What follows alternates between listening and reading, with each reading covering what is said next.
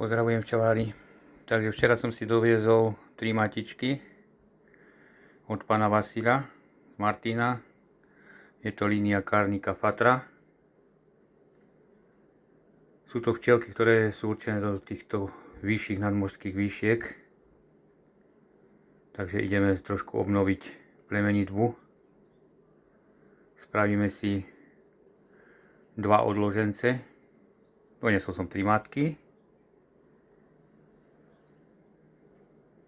3 matky, ale jednu som už včera pridával do včelstva, do ktorého som proste, tá matka mi nevyhovovala, tak som ju zlikvidoval a dal som tam túto matku od pána Vasila.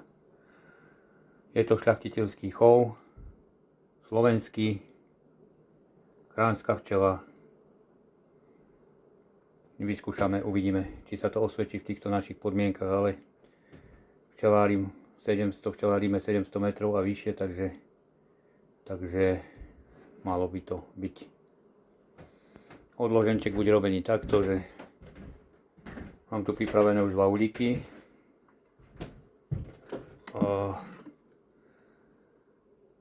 Komorovačky. Komorovačka z jednej strany, z druhej strany. Nakoľko výlety z úľov sú v strede, tak budem odloženca robiť do stredu. Pôjdu 2 zásobné plasty. 2 zásobné. Potom pôjde 2 plodové, ktoré vyťahnem z kmeňových včelstiev. So zatvoreným plodom samozrejme už. Aby sa vyliahli a aby mohli pracovať. A 2 suše dám. Takže to bude nejaký dvojramikový odloženec, ale keď sa to vyliahne, tak to bude na 6 ramikoch proste.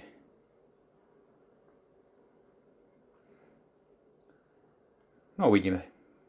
Ak sa včielky rozbehnú. Po prípade uvidíme, ako to bude ďalej fungovať. Posilníme neskôršie zase nejakým plodom, ak by náhodou sa nemohli dostať do nejakej síly. Takže idem na to. Suše mám pripravené.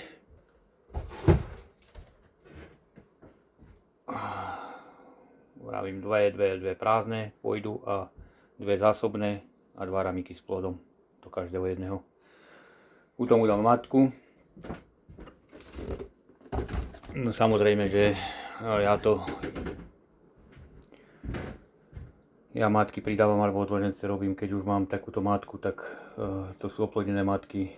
Hneď vylomím spodok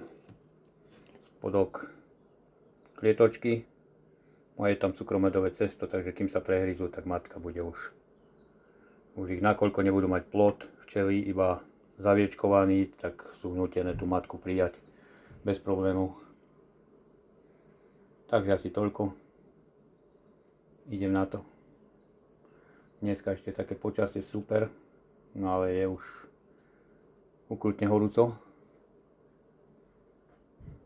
Keď sa pozriem tu vo včelíne, tak je tu až 32 stupňov. Vonku samozrejme toľko nie je, tu je to trošku teplejšie, ale úle sú izolované 2 cm polystyrenom, sú to klasiky palúbkové, takže